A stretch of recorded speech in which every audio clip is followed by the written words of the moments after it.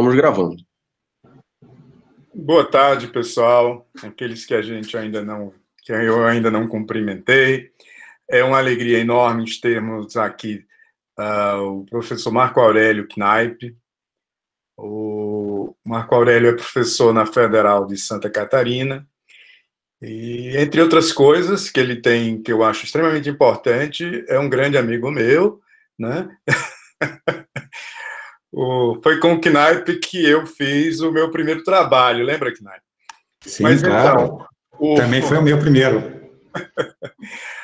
Mas então, o Marco Aurélio fez graduação na UFRJ, depois o mestrado no CBPF, onde a gente conviveu há algum tempo, e depois fez um doutorado na Universidade de Wales, né, em Swansea, né, o velho país de Gales, né.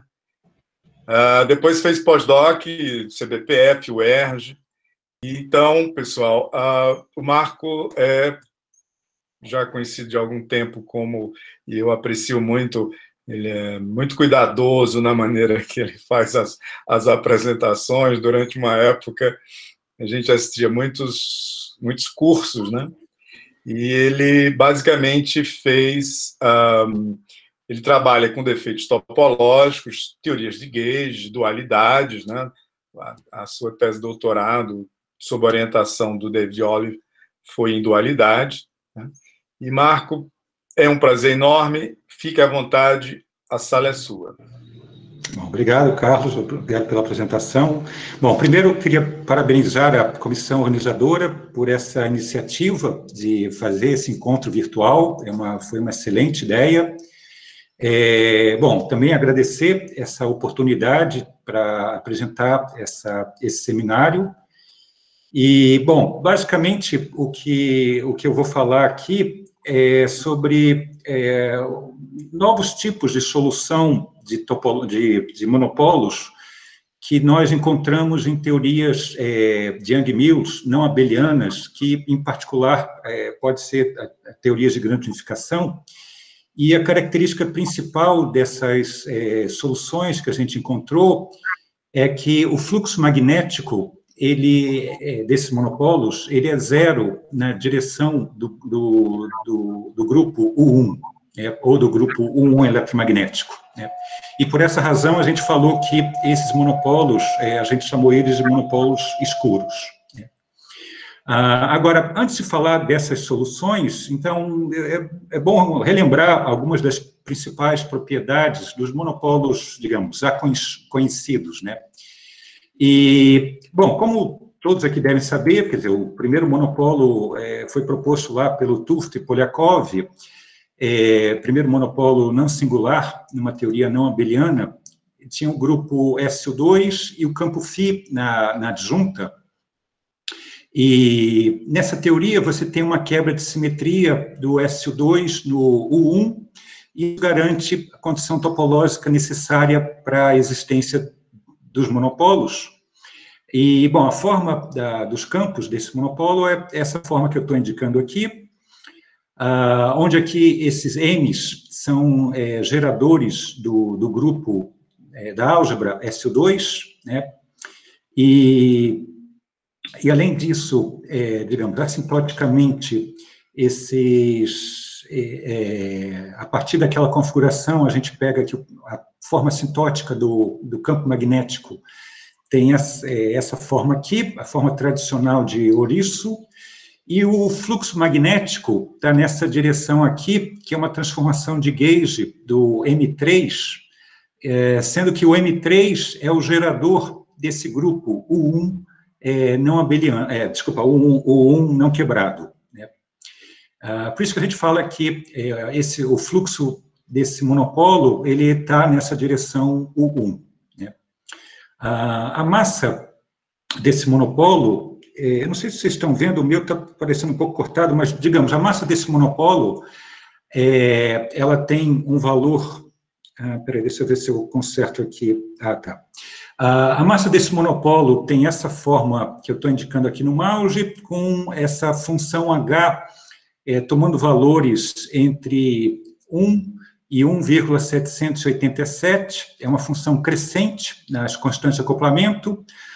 O valor 1 é quando o lambda é 0, corresponde ao caso PPS, e esse M0 é 4π V sobre E. Para esse monopolo também é conhecido, ele tem carga magnética que é dada por essa integral de superfície, e você pode mostrar que essa integral de superfície ela pode ser escrita dessa outra maneira, como 4π sobre E multiplicada por essa outra integral, e essa integral aqui, ela é um índice topológico, e é sempre um número inteiro, né? E ela, geometricamente, ela corresponde ao número de voltas que esse campo escalar φ faz na esfera, no espaço dos campos, quando você dá uma volta com o vetor R, o R-sapel, no espaço. Né? Bom, essa construção do Tufts-Polyakov foi estendida logo em seguida para outras teorias, né?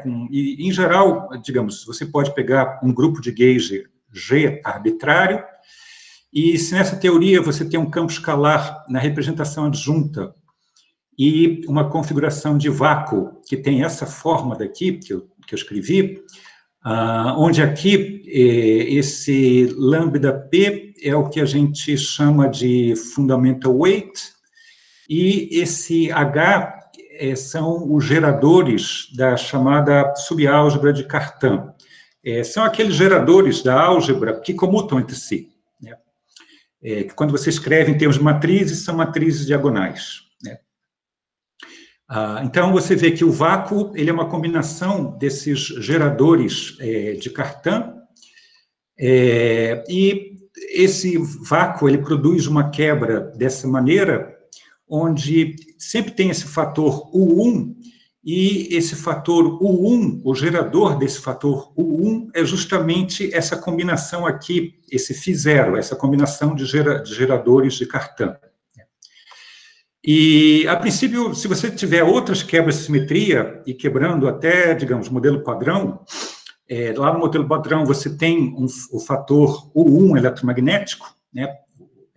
E aquele fator U1 eletromagnético, ele corresponde sempre a uma combinação de geradores H, que pode ser tanto os Hs desse U1, quanto outros Hs que estão aqui nessa parte do K. Né? Mas são sempre geradores, combinação dos geradores da álgebra de Cartan. E aqui você também tem a condição necessária, nesse caso, para a existência de monopolos, e esse tipo de quebra de simetria, ele acontece em grande parte das teorias de grande unificação, SO5, SO10, E6, E7, E8. Então, em todas essas teorias, a princípio, podem ter monopolos magnéticos.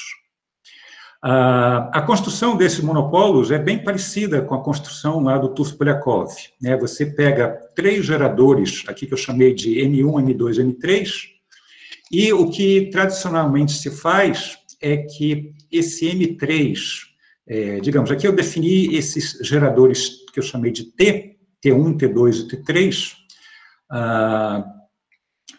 para cada raiz alfa da álgebra de Lie, a gente define essa subálgebra com esses geradores dessa maneira, onde, como eu falei, esses Hs são aqueles geradores da álgebra de Cartan, e esses Es é o que a gente chama de step operators, quando você escreve em termos de matrizes, são matrizes que não são diagonais.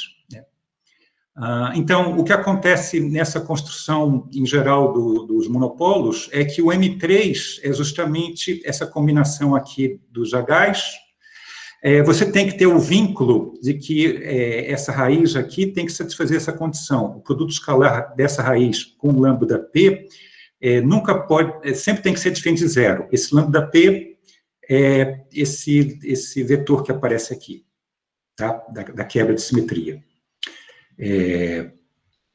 E, bom, a partir dessa subálgebra, eu não vou entrar em todos os detalhes, mas você pode construir a solução de monopolo, e a forma assintótica do campo magnético como no caso do Tufts-Polyakov, tem lá a forma de Hedhock, e a parte da álgebra de Lie, ele é uma transformação de gauge daquele gerador M3, que é uma combinação dos Hs, né?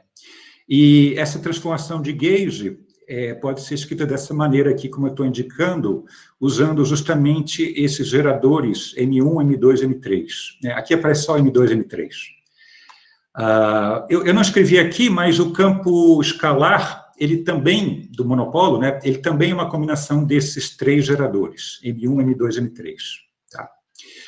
Bom, a partir desse monopolo, a gente define uma carga magnética na direção U1, e essa carga magnética é essa integral aqui de superfície, e você pode calcular essa integral, ela é simples, é só colocar essa configuração do B aqui, e você pode calcular e chegar a esse resultado que eu estou indicando, e por causa dessa condição de que lambda P escalar alfa é diferente de zero, a gente tem que, necessariamente, essa carga magnética é sempre diferente de zero. Quer dizer, você sempre tem um fluxo do campo magnético nessa direção U1, né, para esses monopolos, digamos, tradicionais. Agora, então, o que a gente fez nesse trabalho aqui, que a gente fez ano passado, foi considerar um grupo SUN, um N arbitrário, um campo escalar na representação adjunta, e, como eu já falei anteriormente, a gente quis construir uma solução de monopolo onde o fluxo magnético está numa direção diferente do que aquele fator U1. Né?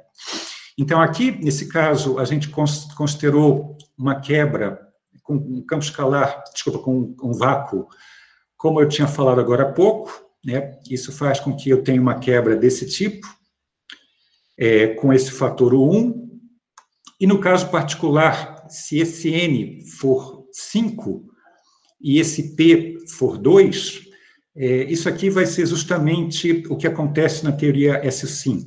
Né? E aí, então, nesse caso, a gente está trabalhando aqui com a parte bosônica da teoria S5, né? De grande unificação.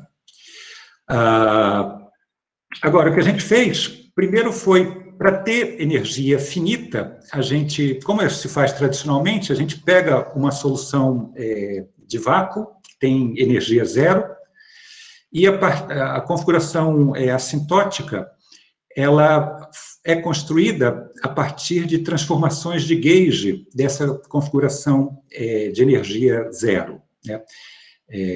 E aqui eu peguei uma transformação de gauge da mesma forma como eu escrevi anteriormente. Né? Então, isso garante que, assintoticamente, a densidade de energia vai para zero e, portanto, a minha solução pode ter energia finita. Né?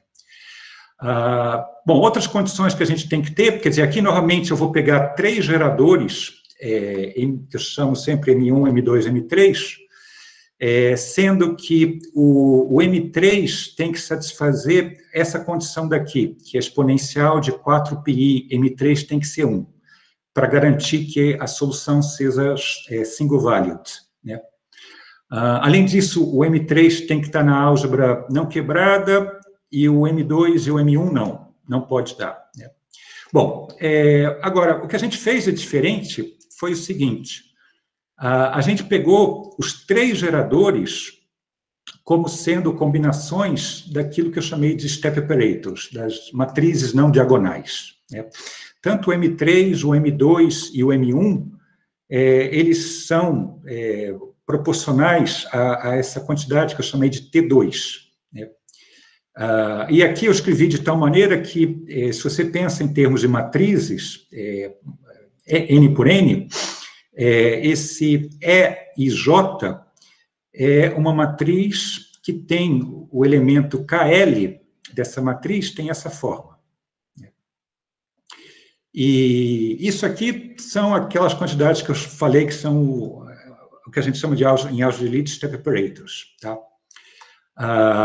E, bom, a princípio aqui eu tenho várias álgebras diferentes, né, porque você vê que esses I, J, K, a princípio podem tomar valores de 1 até N. Né? Tem alguns vínculos, porque eu não vou entrar aqui em detalhes, né, mas a princípio aqui eu estou considerando várias álgebras, então aqui e para cada álgebra eu tenho um monopolo diferente. Né? mas as propriedades desse monopolo são sempre bem as mesmas, né? Então, vamos analisar as propriedades desse monopolo, né? Então, primeiro, eu tenho essa configuração assintótica. Se nós aplicamos essas exponenciais nessas configurações aqui de vácuo, essa configuração assintótica, ela pode ser reescrita dessa maneira aqui, tá? Quer dizer, o W, eu sempre uso W para os campos de gauge, né? Então, os W são combinações daqueles geradores M, que são geradores da álgebra de Lie, do S2, desculpa, do S2, né? E uma coisa nova que a gente tem aqui é que o campo escalar assintótico, ele é uma combinação desses geradores Q. São 5 geradores, né? Então, aqui eu escrevi a forma desses geradores, né? Não é muito importante a forma deles, mas, digamos, o que tem de diferente é que, dos monopólios tradicionais, o campo escalar, ele é sempre uma combinação dos M's, né? Ele está no mesmo espaço do campo W, de gauge, né? Aqui não. Aqui, o campo escalar, ele está num espaço diferente. É uma combinação desses outros 5 geradores, né?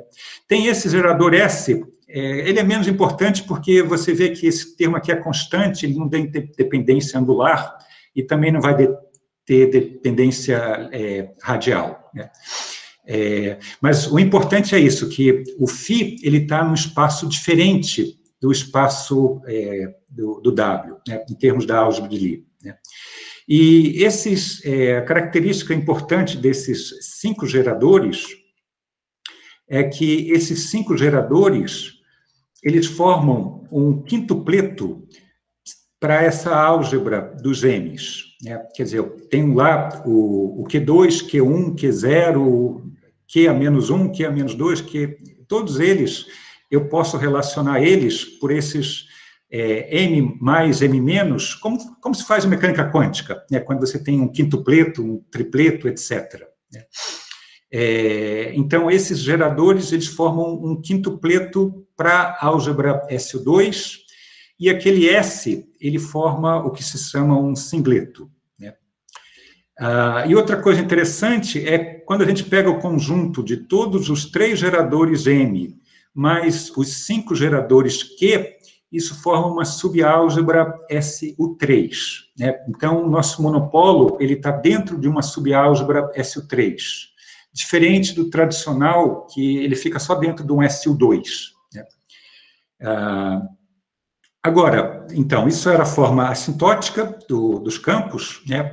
Aí, como sempre, a gente pode propor um ansatz, colocando funções radiais. Então, eu coloquei essas 2 funções, U e S, e essas funções, elas têm que satisfazer essa condição de contorno no infinito, para que eu recupere a forma assintótica do monopolo, que eu falei agora há pouco, né?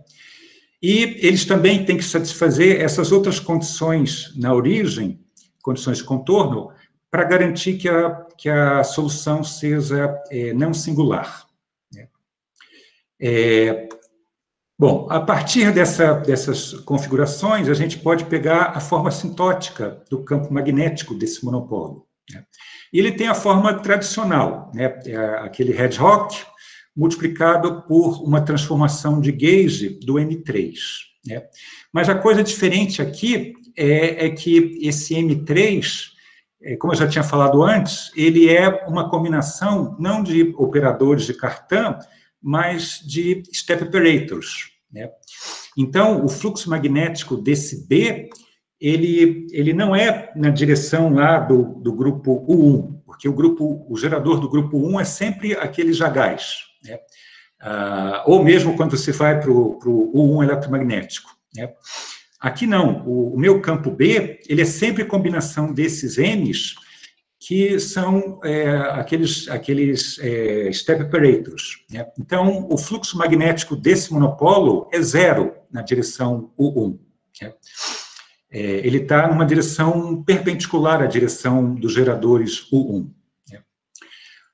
Outra propriedade interessante desses monopolos é que eles não podem satisfazer a equação BPS, B igual à derivada de φ, pelo fato de que o B é uma combinação desses geradores M, e o φ, e também a derivada do φ, é uma combinação daqueles outros geradores Q. Né? Essas duas coisas estão em espaços diferentes. Então, eu nunca posso ter uma igualdade entre essas duas coisas, porque, bom, estão em espaços diferentes. Então, esse monopolo só pode ser não BPS. Ele não pode ser quer dizer, pelo menos não pode satisfazer essa equação tradicional que os monopolos BPS satisfazem. Então, a gente tem que verificar se ele satisfaz as equações de segunda ordem, equações de movimento. Né? E foi o que a gente fez. A gente pegou aquele ansatz, botou na Hamiltoniana, e aí na Hamiltoniana, quando você coloca aquele ansatz, a Hamiltoniana escrita em termos do U e do F, ela vai ter essa forma. Aqui a gente reescreveu essa Hamiltoniana em termos dessa variável adimensional, essa combinação E, que é a constante de acoplamento, V, que é o valor esperado do vácuo, do Higgs, e o R. Né? Bom, daqui a gente pega as equações de segunda ordem que o U e o F têm que satisfazer. São essas equações aqui. E, bom, eles também têm que satisfazer essas equações, essas condições de contorno. Né? Bom, como acontece tradicionalmente para os monopolos não BPS, aqui essas equações não têm solução analítica. Pelo menos a gente não encontrou solução analítica. A gente só encontrou solução numérica, e a gente viu em particular para o caso S5, que é o caso fisicamente mais interessante, que é o caso da teoria de grande unificação S5. Então, aqui eu coloquei o gráfico para o caso S5, tanto para a função f quanto para a função u, e eu coloquei aqui para 3 diferentes valores das constantes de acoplamento, lambda sobre e quadrado. Né? Então, aqui estão os gráficos para a função f, que é lá do campo escalar, e aqui para a função u, que é lá do campo de gauge. Né? Outra coisa que é importante a gente verificar é a questão da massa desses monopolos. Né? Qual será a massa desses monopolos? Será que ele é mais pesado ou mais leve que os tradicionais monopolos? Então, a gente também conseguiu, a gente fez o cálculo também numérico para o caso S5, e o que a gente obteve, a massa deles pode ser escrita dessa maneira, onde esse M0, como antes, né, ele é essa combinação 4π V sobre E esse H é uma função das constantes de acoplamento, ele é uma função monotonamente crescente, e a gente mostrou que ele varia entre 1,294, quando lambda é 0, e 3,262, quando essa combinação aqui vai para infinito. Se você lembrar, no caso anterior, o Tufts-Polyakov varia entre 1 e 1,78. Né? Então, a nossa função, quer dizer, o nosso monopolo, ele é um pouco mais massivo do que o que tem no Tufts-Polyakov. Agora, se a gente considera realmente a teoria S5 de grande unificação, na S5, o que se espera é que essa combinação 4π V sobre E, V o valor esperado do Higgs, ele tenha esse valor aqui, entre 10 a 17 e 10 a 18 GeVs. Né? Portanto, bom, isso aqui, infelizmente, a gente não vai conseguir ver no LHC, né? Está um pouquinho longe. Né? Outra coisa que a gente verificou foi que, quando a gente considera a forma assintótica dessas funções, o U, que é a função lá para o campo de gauge, ele tem um decaimento exponencial dessa forma, e daqui a gente tira que o raio do monopolo tem essa forma, né? É 1 sobre EV raiz de 6/5. Né? Isso é parecido também com o Tufts-Polyakov. O Tufts-Polyakov só não tem essa raiz. Né? Bom, aí você pode perguntar a questão da carga magnética desse monopolo. Né? Quer dizer, como eu falei, o fluxo magnético na direção U1 é zero, né? Então, se o fluxo naquela direção é zero, a carga magnética na direção U1 vai ser zero, né? Mas, por outro lado, a gente viu que esse monopolo ele tem um fluxo não nulo em outra direção, né? Nessa direção que eu escrevi aqui, o GM3, G-1. Né? Então, a gente definiu esse vetor aqui, zeta, exatamente nessa direção, e aqui a gente multiplicou por uma função radial, e essa função radial, quando R tende para zero, ela tem que ter essa forma para garantir que isso aqui seja uma quantidade regular na origem. Né? Bom, essa quantidade aqui, como eu falei, ele é justamente um vetor que aponta, na álgebra de Lie, ele aponta na direção do fluxo magnético do nosso monopolo. Né? E com relação a, se a gente considera o monopolo, a forma assintótica do monopolo, e toma a derivada covariante desse zeta, o que a gente pega, a gente calculando dá zero, e o comutador do zeta com o φ do monopolo também dá zero. Né? Qual é a importância disso? A importância disso aqui é porque, se a gente considera, a partir da solução do monopolo, se a gente faz uma transformação de gauge infinitesimal dessa forma daqui, o que acontece, quer dizer, com o gerador sendo esse vetor zeta, o que acontece, como a gente sabe, uma transformação de gauge para os campos W e φ, dessa forma, vai ter essa forma daqui. Essa aqui é a forma como acontece numa transformação infinitesimal de gauge, mas a gente acabou de, com esse gerador, né, zeta, mas a gente acabou de ver que essas quantidades são zero. Né? Então, o que a gente vê é que esse zeta, ele corresponde ao gerador de uma transformação de gauge que deixa a nossa configuração do monopolo invariante, a forma dela, portanto, isso é uma transformação de simetria da solução do monopolo. Né?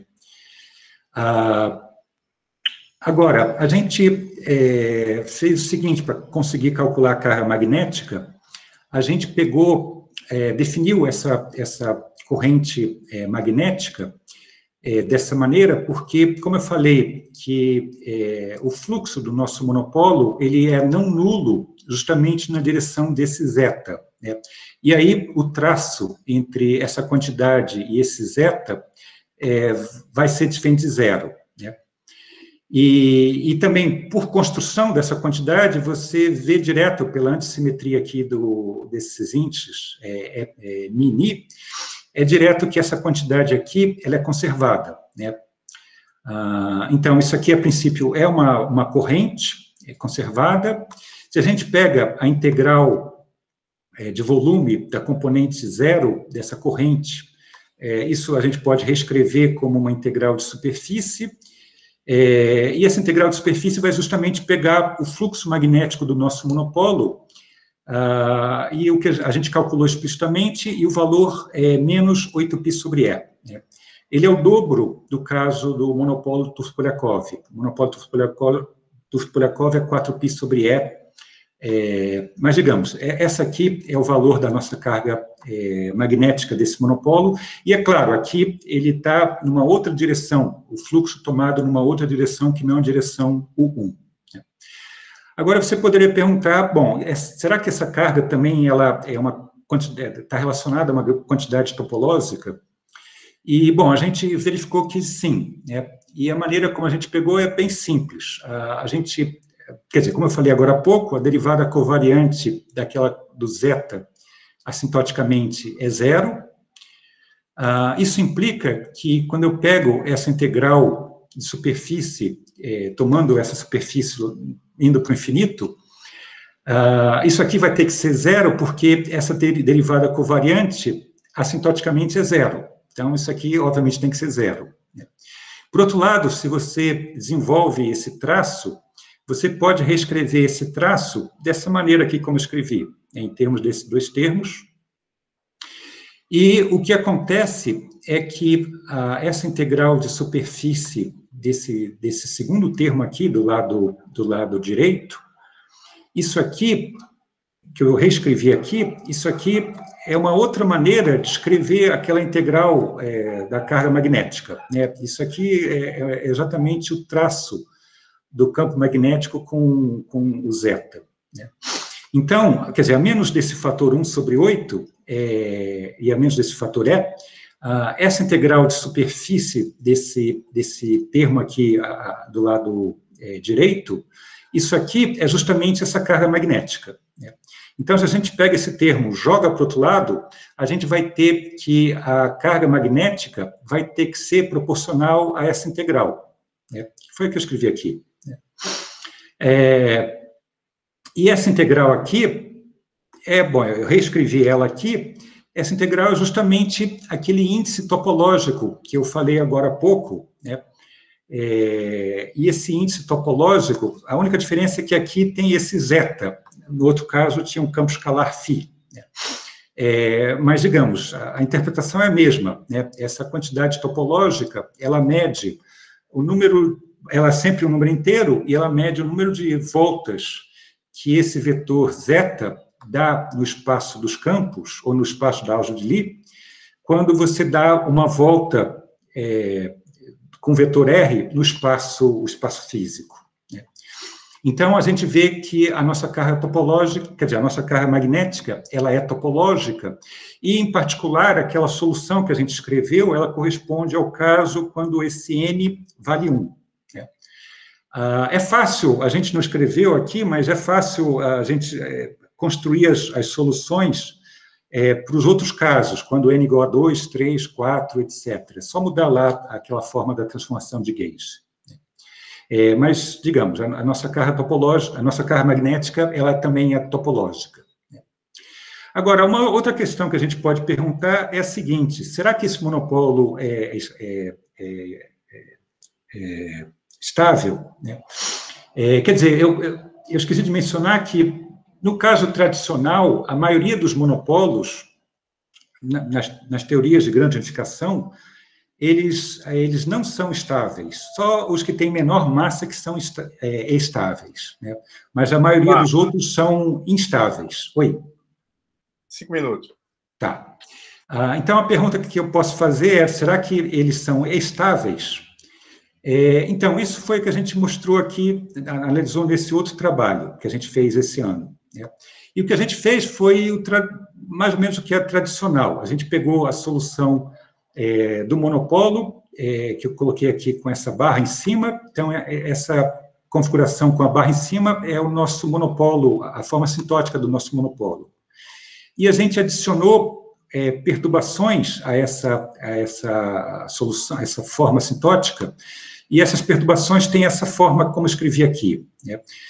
Onde a parte temporal seria essa forma exponencial, e daqui você tira que, dependendo de qual é a forma desses ômegas, essa exponencial pode divergir ou não. Quer dizer, se esses ômegas que aparecem aqui, se ômega quadrado eles forem menores que zero, essas exponenciais aqui divergem e a minha solução não vai ser estável. Por outro lado, se elas forem maiores que zero, a minha solução vai ser estável, né? Então, como tanto os campos com barra, quanto os campos, digamos, depois da perturbação, os dois têm que satisfazer as equações de movimento, então a gente pegou isso aqui, jogou nas equações de movimento, e aí pegou equações para aquelas perturbações. Essas aqui são as equações que a gente pegou, que as perturbações têm que satisfazer. Para essa perturbação aqui, que o campo φ, a perturbação do campo φ tem que satisfazer, é fácil de resolver ela, basta usar a condição de que, assintoticamente, o campo escalar, quer dizer, a minha solução tem que ser de energia finita, então os campos escalares têm que satisfazer essa condição. Isso faz com que essa equação possa ser reescrita dessa maneira. E daqui, se a gente multiplica por φ barra os dois lados, toma o traço, é direto que a gente pega que sempre ômega quadrado é maior que zero. Então, a perturbação para o campo de Higgs, ela é sempre estável, né? Agora, para o campo de gays, a situação é um pouco mais complicada, né? Eu não vou poder aqui detalhar, eu estou com tempo curto, mas, digamos, a gente pode reescrever essa equação daqui dessa outra maneira, onde agora esse ΔW caligráfico, ele é aquela transformação de gauge que a gente usou para o monopolo, atuando no ΔW que eu escrevi antes, e esse J caligráfico, ele é aquela transformação de gauge que a gente usou antes desse operador aqui. Tá? E aí, a gente reescreveu essa perturbação em termos de uma função radial e uma função que só depende das coordenadas angulares, sendo que essa função das coordenadas angulares, esse y caligráfico, ele é definido dessa maneira, tá? Onde aqui esse y não caligráfico é o chamado monopolo vector spherical harmonics, são funções definidas lá pelo Wu Yang, e esse TQ são geradores da álgebra de Lie que satisfazem a essa condição. São autovetores que têm alto valor Q. Então, Q é o alto valor nesse comutador. E essas quantidades aqui, elas são interessantes porque elas são, digamos, como se fossem autofunções dessas grandezas, né? Então, bom, depois de muita conta, você pode, usando essas propriedades, você pode reescrever essa equação. A gente obtém uma equação só para essas funções radiais, que é essa equação aqui, e a partir daqui, a gente pega uma equação de Bessel, eu não vou poder detalhar, mas no final das contas, o que a gente obteve é que a gente vai ter, infelizmente, soluções perturbações instáveis para o campo de gauge, né, que o ômega quadrado é negativo, né? E essas perturbações instáveis, elas estão associadas a geradores que satisfazem essas condições aqui, que o módulo de Q é 1 ou o módulo de Q é 2. Portanto, as nossas soluções de monopolos escuros, elas são soluções daquelas soluções, como é SO5, de grande unificação, né? Mas são soluções instáveis, né? Então, essa que é a conclusão, né? Então, concluindo, já adiantando, concluindo, a gente pegou que novas soluções de monopolo para teorias SUN, e a característica dessas soluções é que o campo magnético delas é nulo na direção do gerador do fator U1, e por isso que a gente chamou eles de monopolos escuros. Quando a gente considera o caso particular da teoria SO5 de grande unificação, a gente viu que a massa desses monopolos tem esses valores aqui, assume esses valores entre 1,294 e 3,262, né?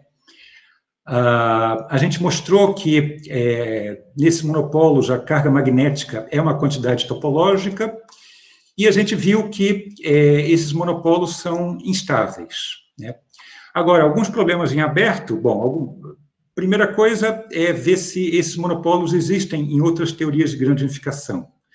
E, pela maneira como a gente construiu essas soluções, me parece que isso realmente não deve ser difícil estender isso para outros grupos.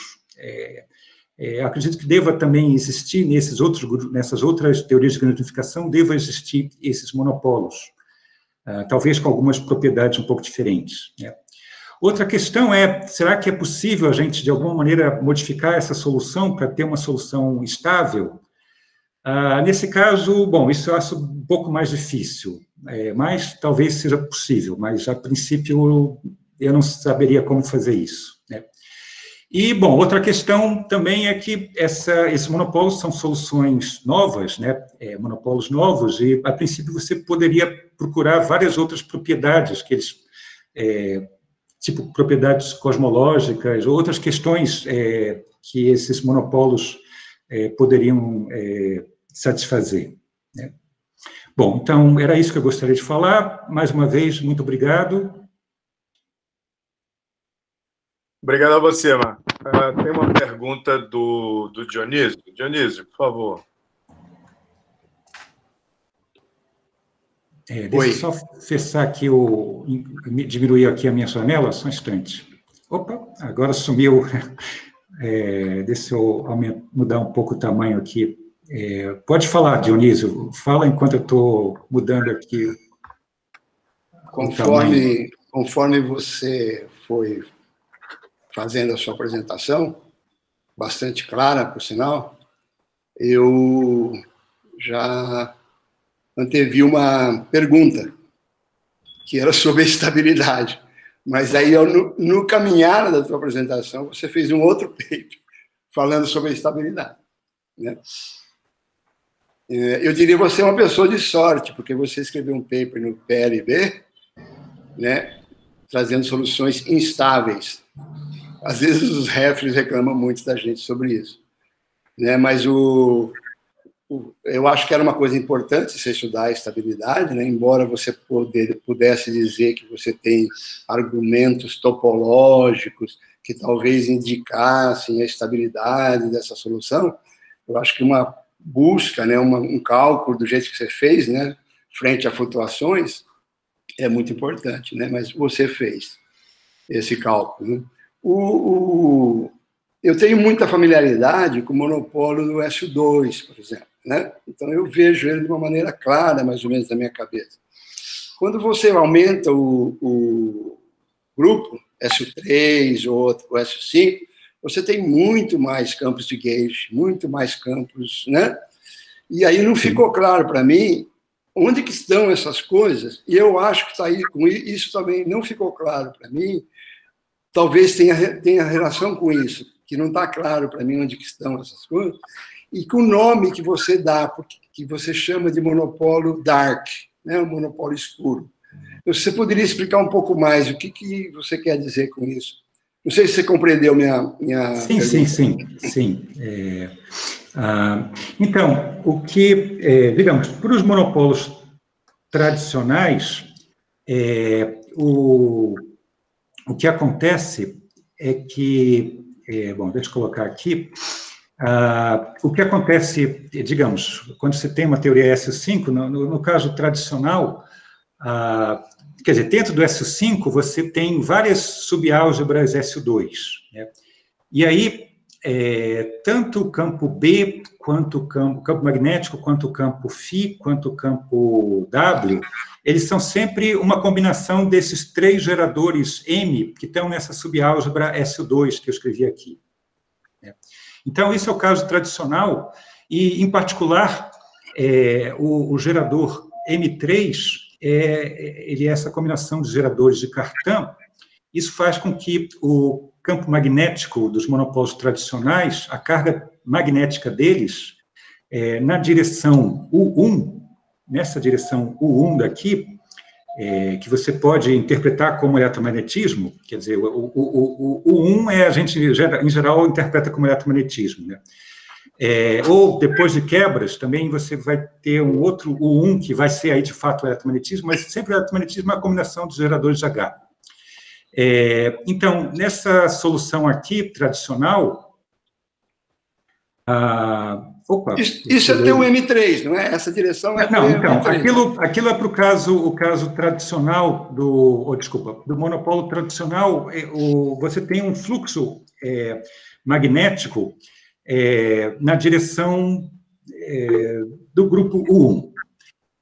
Nesse nosso monopólio, as diferenças, tem duas diferenças importantes. A primeira é que, bom, primeiro, o campo magnético, ele também é uma combinação da álgebra SU2, desses geradores que eu chamei de M. Mas, por outro lado, o campo φ, ele não é essa combinação, ele está em outro espaço, ele está no espaço daqueles outros geradores Q, né? Então, essa é a primeira diferença, que essas duas quantidades estão em espaços diferentes, né? E a outra coisa que é a razão pela qual a gente chamou isso de monopolo escuro, é porque esse B, ele é uma combinação desses M's, e esses M's são sempre geradores não diagonais, né? E sempre o gerador U1 do eletromagnetismo, ele é sempre dado por uma matriz diagonal, né? Então, quando a gente pega o fluxo quer dizer, pegar o traço desse B com o gerador do U1, esse traço vai dar zero. A carga magnética desse objeto aqui, na direção U1, é zero. Por isso que eu chamei isso aqui de um monopolo escuro. Quer dizer, esse campo magnético desse monopolo, ele só vai, se você pensa lá em modelo padrão, ele só vai estar apontando ou na direção da interação forte ou na direção da interação fraca, mas ele não vai ter nenhuma interação, ele não vai ter nenhum fluxo na direção do U1 eletromagnético. Do eletromagnético.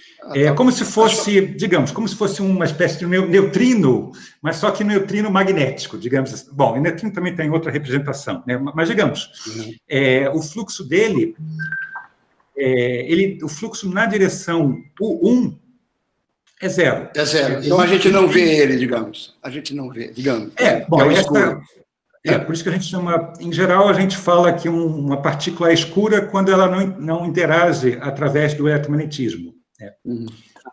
Então, isso aqui seria também um objeto escuro, né? Mas eu não estou falando que isso aqui é um candidato a matéria escura, quer dizer, até pode ser uma das milhares, né? Mas primeiro porque isso aqui não é estável, né?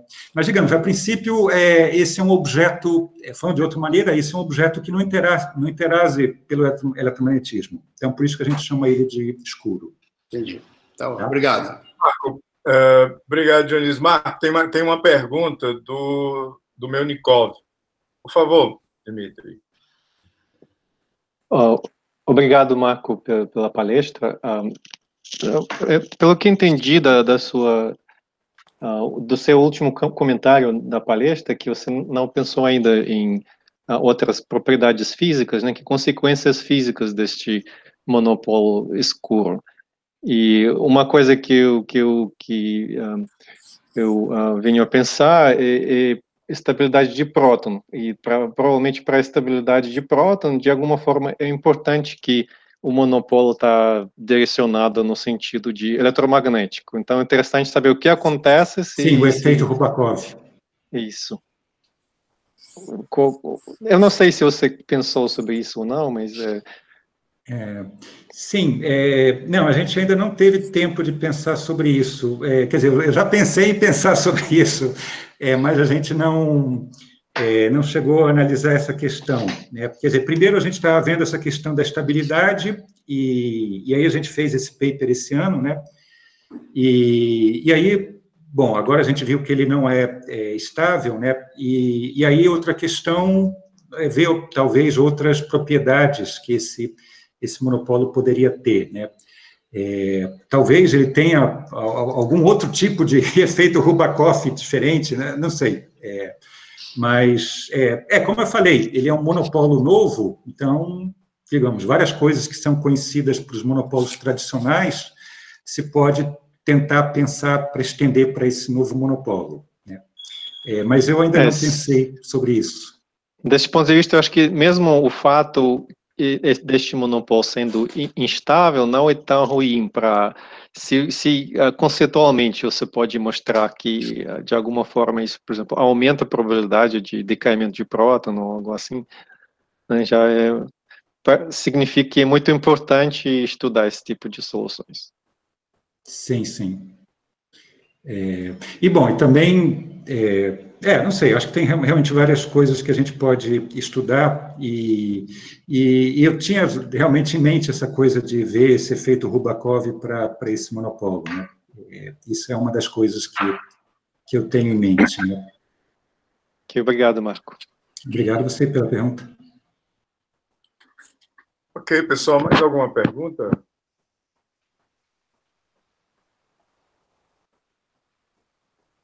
Opa. Bom, então, só uma questãozinha um pouco, talvez, técnica. Marco, eu não percebi muito claramente o papel do campo de Higgs na construção do monopolo. Podia...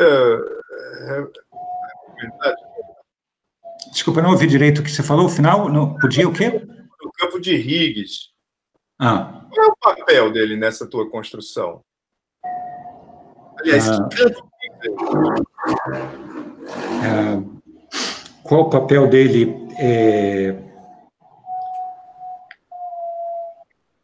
Como é que eu posso falar? Bom, quer dizer, como acontece no monopólio, quer dizer, bom, a primeira coisa, você tem que ter uma quebra de simetria para a gente ter essas soluções de monopólio, o tanto tradicional quanto esse, né? A gente tem que ter uma quebra de simetria e, bom, esse campo de Higgs, ele produz a quebra de simetria para que a gente possa ter essas soluções, né? E, digamos, com o campo de Higgs, você muda o valor da massa do monopólio, mas, digamos, ele é uma quantidade importante para você ter a quebra de simetria que tem a condição topológica de que o π2 seja não trivial, o π2 do vacuum manifold. Me pareceu que você fez uma relação dele com o vetor de Killing. Ou foi eu ouvir? Não, então, o que acontece no monopólio tradicional é que o campo de Higgs, no monopólio tradicional, você pode interpretar ele como se fosse um monopólio de Killing. A transformação de gauge usando o campo Φ, quer dizer, como eu fiz, então, essa explicação que eu dei aqui, digamos, esse meu vetor zeta, ele é um vetor que, de certa maneira, ele toma o lugar do Φ para esse nosso monopólio, né? Então, no monopólio tradicional, o Φ que satisfaz essas condições que eu escrevi, e aí quando você faz uma transformação de gauge usando o Φ como gerador, o Φ vai ser uma transformação de simetria da solução, e aí eu posso falar que isso é uma solução do vetor de Killing, né? Nesse outro monopólio, esse monopólio escuro, esse vetor zeta toma o lugar do Φ, e esse vetor aqui que a gente chama de um vetor de Killing. Tá?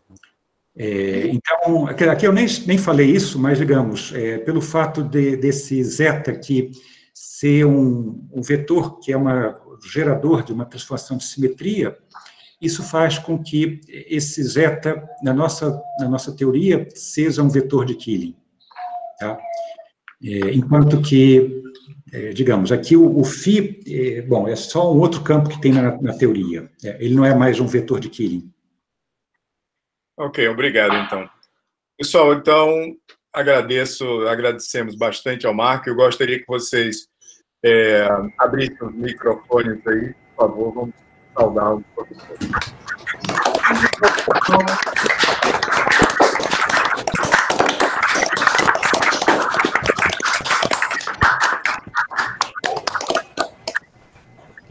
Bom, pessoal, é isso.